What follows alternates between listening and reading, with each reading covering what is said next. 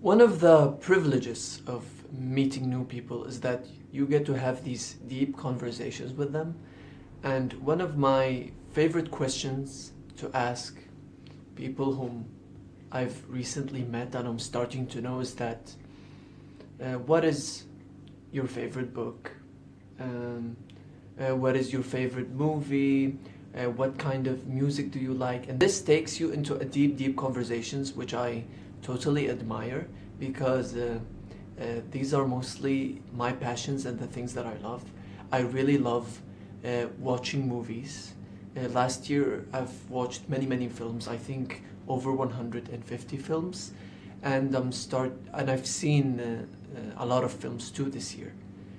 And I hopefully break the record that I already broke last year and watch like 200 or more than 200.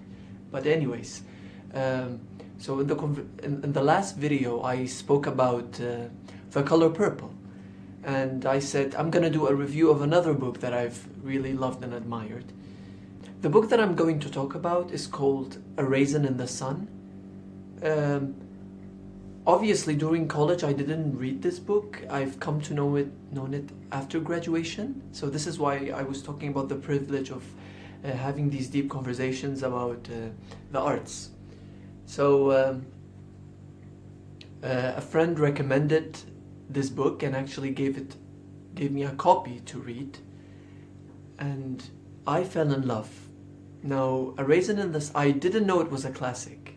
Like, this is what's really shocking, is that you get to read books and then you go and search for them and you find out that they've been produced, they've been a play and a book and a movie and a TV series, even though they're very old. But now, A Raisin in the Sun is just simply a short 3-act play. Author Lorraine Hansberry lived a very short life. She only lived 34 years, but she managed to give us so many great articles and so many good plays, and she was basically a genius. And she was considered the youngest American and the first African American to win New York's Critics Circle Award. She wrote this play, and it was hugely successful on Broadway. Like, it got many runs. And when am I getting to the book? I'm getting to the book right now. Now, during reading the book, I didn't actually get to finish it. I almost reached half of it. But then I said, oh, I'm gonna watch the movie, which is something that I shouldn't do. You should first read the book, then watch the movie which is based on. But I watched the film. Now, the film is from 1961. It stars the amazing Sidney Poitier. And mostly whatever is written in the book is actually mentioned in the movie, which is something that I really like, because maybe it's a different format, maybe because it's not a long novel where you have to cut some things off and turn them into the script, but Lorraine Hansberry was involved in writing the script. That's why it's good to understand that the movie and the book are somewhat similar and connected. Like, there isn't a lot of details and events and characters erased or omitted from it. Now, the book is short. The language is very simple and clear. It's not difficult to understand at all. It's about an African American family which lives on the south side of Chicago. Now, as I said, this family has 5 members.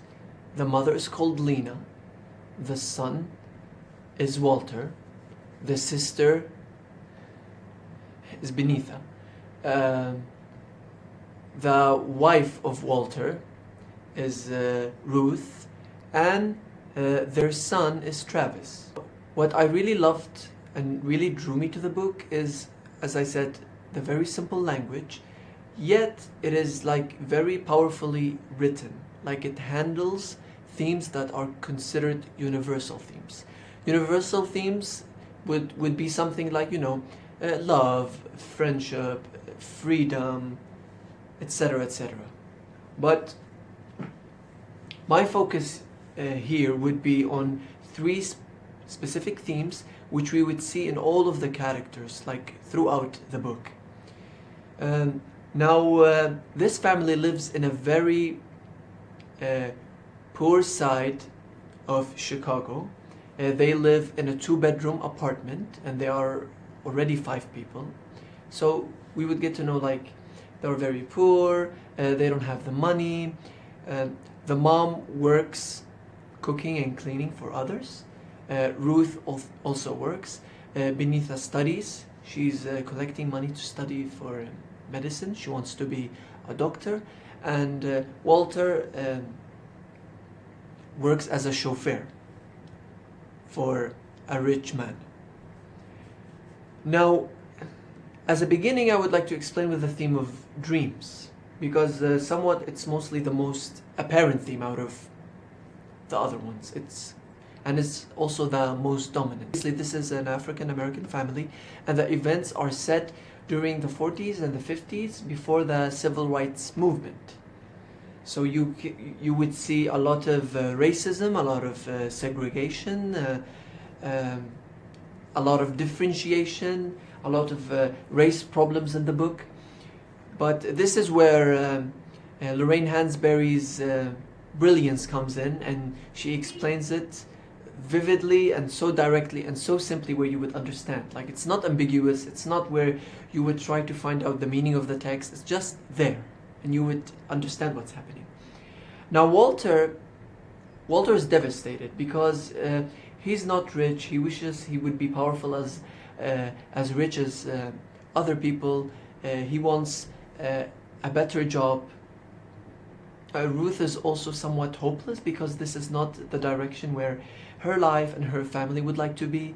Benita is fighting strongly to continue on with her studies, and Mama is the foundation of the house. Like, Mama keeps the house together. She is the head of the house. She handles money, and she's the one who gives advice. Obviously, she is the mother. So she is the base.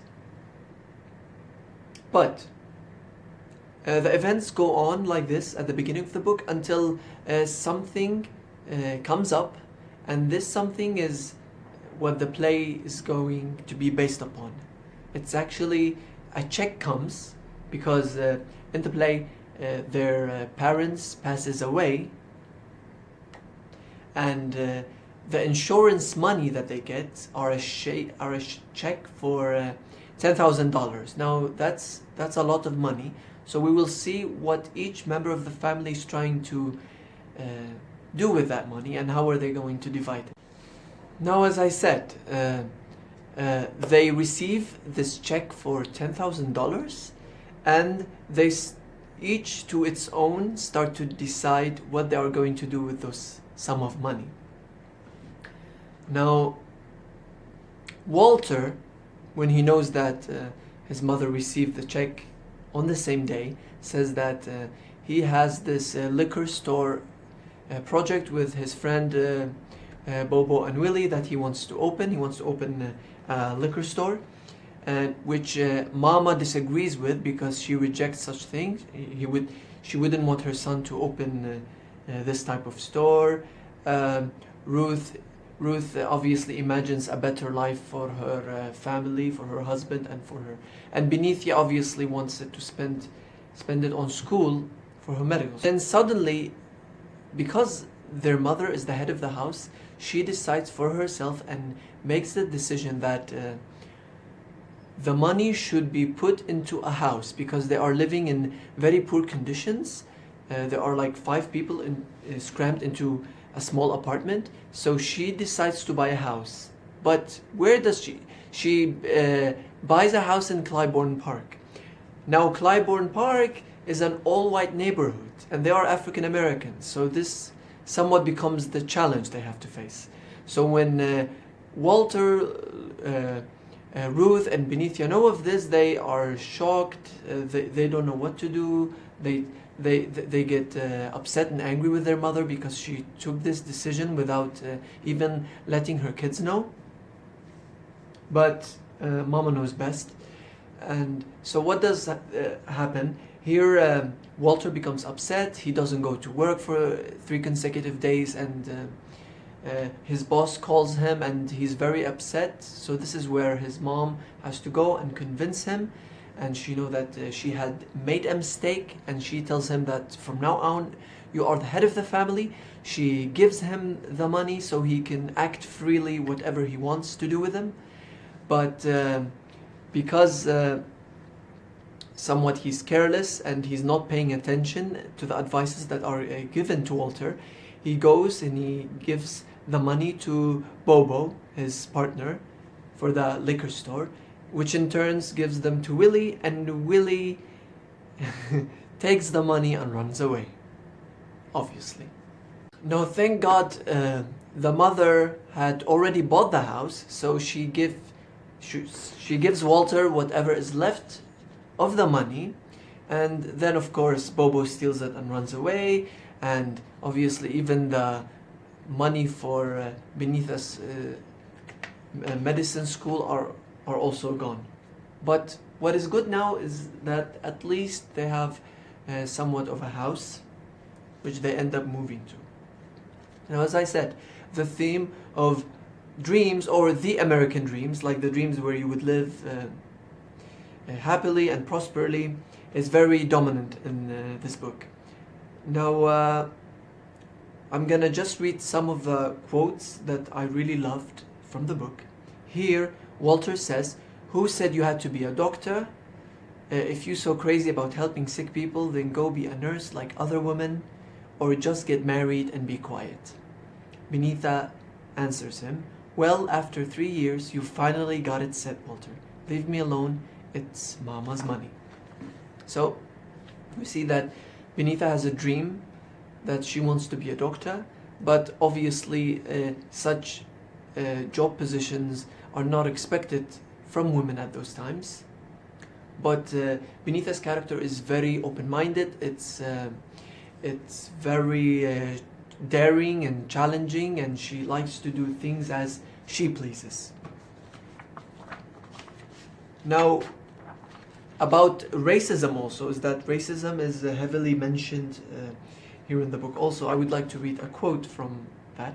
This is where actually, by the end, because they decide to move, a character comes by the name of Carl Lender, which is from the Clybourne Park Improvement Association, and he's representing the people of the neighborhood, and he's trying to convince the family that he would bribe them, give them money, just for them not to move in the neighborhood, because they see it as somewhat not acceptable. Like, white people are supposed to live alone and African Americans are supposed to live in their own neighborhoods. Why would you create this problem? Now, here Linder says, "I want you to believe me when I tell you that race prejudice simply doesn't enter into it. Lies. It is a matter of the people of Clybourne Park believing, for the happiness of all concerned, that our families are happier when they live in their own communities." And here in another quote, Mama also says, "Them houses they put up for colored in them areas way out all seem to cost twice as much as other houses." So we see racism, we see segregation, we see that the house of white people are better, are more improved, while African Americans are living in very poor situation and housings. Now, even feminism is very prominent in the book. And this is where, obviously, I'm going to relate it a lot for the women, because the characters of the women are the most strong, actually, in the play. Because we see it in Ruth, where she has a hope for the future. We see it in Benita, because she wants to try new things. We see it in the characters of Mama, which is the strongest one from the family. Now here Benita says, "I just want to learn to play the guitar. Is there anything wrong with that?" And then she continues on, says, "I don't flit. I experiment with different forms of expression." Like, as I said, she's very open-minded. She's free to do anything that stands against the status quo. Like in this predicament where it's either George Murchison or Joseph Assegai. Now the first one is a wealthy man who denies his African roots, and the other one is a Nigerian who embraces and teaches Benithia to embrace her African roots too. He buys her gifts, he buys her gowns, he teaches her the native language. He calls her by African nicknames, but we see that this somewhat is reflected in the story, in the play itself, because it's trying to show you like would you assimilate to a culture that is not yours, and how difficult would it be for someone from a different kind of people to assimilate into a culture that is not theirs. Would you assimilate? Would you adapt with it? Or would you reject it and stay true and genuine to your own self and portray and represent your own culture and your own heritage and your own language and people? Now, obviously, by the end of the story, between all the problems and issues that are happening to them, they decide to go against what Carl Linder is advising them to do. They do not take the bribe, they do not take the money. This is a new hope for them. This is where their dreams are going to be achieved, and they're going to get a better opportunity and chance. And they decide to move to the new house despite knowing the difficulties that they will face. Now, obviously, this is where the play ends, and I had to spoil everything for you, but I ended up doing a review to explaining the whole story. But anyhow, towards the end, like, this is what happens, and they decide to move, and they are very eager and excited to go there. And it's amazing, like the dreams that the mother and father who ended up not achieving actually get achieved through their children and their grandchildren. Now they have hope for the future, and this is where the story ends. Like, they don't show you if they move what will happen. There's just hopeful and dreaming that their future is going to be brighter and better for them. And really, this is the reason why I love the book. It's very simple, it's very direct, it's very beautiful. It handles these serious issues in very vivid way. Now, books such as A Raisin in the Sun and as I explained in the previous video, The Color Purple is like the reason why I fell in love with reading books again, why I fell in love with literature again. And I just really admire how these books, like for example, A Raisin in the Sun and The Color Purple, are how many years? They might be like 25-30 years apart, but they still hold on to the same core issues that people are going through. And this is what I meant by universal themes. Like, the things that these books handles, the characters that they present, the story as it goes, and the plot thickens. This is what truly people really gravitate into, and this is what I felt mostly endeared into and saying. But I really loved A Raisin in the Sun. I recommend that you watch the movie. It's 1961. It's an amazing version. There's a new version in I think it's 2008 or something, but I haven't watched it yet, so I'm not sure to tell you whether to watch it or not. But the book is very simple, and I'm sure you're going to love it. And even the movie is amazing. The acting is phenomenal, obviously. And yeah, that's the second book I'm going to review. And hopefully in the future I have even more books. I'm just going to prepare myself mentally to explain them. And that's it. Thank you so much for watching.